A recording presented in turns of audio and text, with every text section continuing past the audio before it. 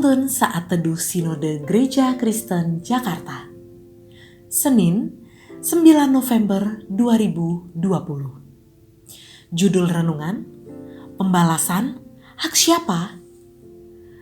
Diambil dari Nats Yunus 4 ayat 1-11. Yunus belajar menginsyafi bahwa Allah mengasihi bangsa-bangsa lain. Tetapi hal itu sangat mengesalkan hati Yunus. Lalu marahlah ia.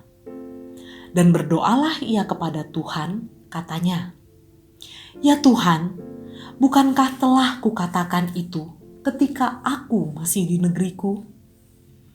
Itulah sebabnya, maka aku dahulu melarikan diri ke Tarsis. Sebab aku tahu bahwa Engkaulah Allah yang pengasih dan penyayang, yang panjang sabar dan berlimpah kasih setia, serta yang menyesal karena malapetaka yang hendak didatangkannya. Jadi sekarang ya Tuhan, cabutlah kiranya nyawaku, karena lebih baik aku mati daripada hidup." Tetapi firman Tuhan, "Layakkah engkau marah?" Yunus telah keluar meninggalkan kota itu dan tinggal di sebelah timurnya. Ia mendirikan di situ sebuah pondok, dan ia duduk di bawah naungannya, menantikan apa yang akan terjadi atas kota itu. Lalu, atas penentuan Tuhan Allah, tumbuhlah sebatang pohon jarak, melampaui kepala Yunus untuk menaunginya, agar ia terhibur daripada kekesalan hatinya. Yunus sangat bersuka cita karena pohon jarak itu. Tetapi keesokan harinya ketika fajar menyingsing, atas penentuan Allah datanglah seekor ulat yang menggerek pohon jarak itu sehingga layu. Segera sesudah matahari terbit, maka atas penentuan Allah bertiuplah angin timur yang panas terik, sehingga sinar matahari menyakiti kepala Yunus. Lalu rebahlah ia lesu dan berharap supaya mati. Katanya, "Lebih baiklah aku mati daripada hidup." Tetapi berfirmanlah Allah kepada Yunus, "Layakkah engkau marah karena pohon jarak itu?" Jawabnya, "Selayaknya lah aku marah sampai mati."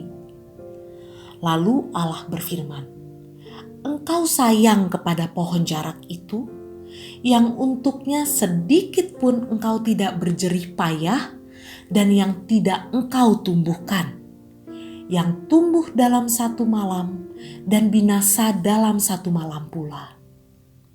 Bagaimana tidak aku akan sayang kepada Niniwe, kota yang besar itu, yang berpenduduk lebih dari 120.000 orang, yang semuanya tak tahu membedakan tangan kanan dari tangan kiri, dengan ternaknya yang banyak. Mata ganti mata, dan gigi ganti gigi." Ini adalah hukum yang berlaku di seluruh dunia. Hukum ini sudah ada sejak dahulu, zaman sebelum hukum Taurat ada. Hukum ini tercatat di dalam hukum Hammurabi pada tahun 1870 sebelum Masehi dan masih berlaku sampai hari ini. Manusia yang memiliki natur berdosa cenderung akan melakukan dan menerapkan hukum ini kepada siapapun yang telah menyakiti dan merugikannya.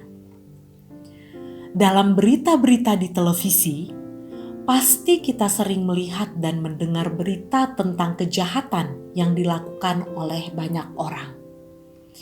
Misalnya pembunuhan, perampokan, penganiayaan. Seseorang yang menjadi korban atau keluarganya yang merasa dirugikan dan disakiti, biasanya mereka menuntut keadilan, yaitu agar orang yang bersalah menerima hukuman yang setimpal menurut perbuatannya.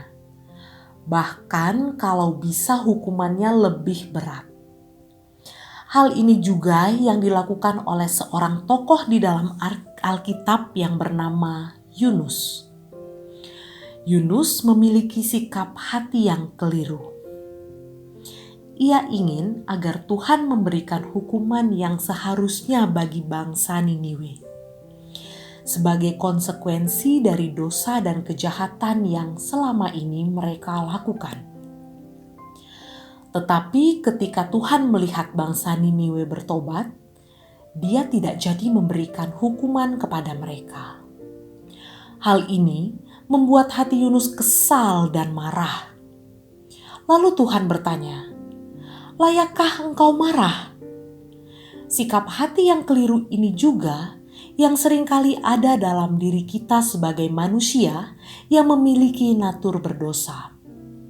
Seringkali kita merasa pembalasan dan dendam adalah hak milik kita. Bahkan kalau Tuhan tidak menghukum, saya merasa bahwa saya layak untuk menghukum. Apakah benar pembalasan adalah hak kita? Firman Tuhan dalam Roma 12 ayat 19-21 dengan tegas mengingatkan, "Saudara-saudaraku yang kekasih, janganlah kamu sendiri menuntut pembalasan, tetapi berilah tempat kepada murka Allah. Sebab ada tertulis, pembalasan itu adalah hakku. Akulah yang akan menuntut pembalasan," firman Tuhan. "Tetapi jika seterumu lapar, berilah dia makan. Jika ia haus, berilah dia minum. Dengan berbuat demikian, kamu menumpukan bara api di atas kepalanya. Janganlah kamu kalah terhadap kejahatan, tetapi kalahkanlah kejahatan dengan kebaikan." Dalam pengajarannya yang terkenal di Matius 5 ayat 44, Yesus mengajarkan supaya tidak menggunakan asas balasan setimpal, melainkan mengasihi orang yang telah mencelakakan kita. Sebagai orang percaya yang sudah menerima anugerah penebusan Kristus Yesus, tidak boleh membalas kejahatan dengan kejahatan. Bagi orang percaya, hukum terutama adalah hukum kasih. Kasih yang tidak menuntut balas, sekalipun kita disakiti, dan biarlah Tuhan yang bertindak dengan kasih dan keadilannya yang sempurna. Dalam Roma 9 ayat 15, "Aku akan menaruh belas kasihan kepada siapa aku mau menaruh belas kasihan, dan aku akan bermurah hati kepada siapa aku mau bermurah hati." Percayalah kepada kebaikan hati Tuhan, kasih dan keadilannya, serta buanglah sikap hati yang egois. Kiranya Tuhan menolong kita untuk melakukannya. Kita mengampuni bukan karena kita tidak bisa membalas, namun karena kita mengerti bahwa pembalasan adalah hak Tuhan. Tuhan Yesus memberkati.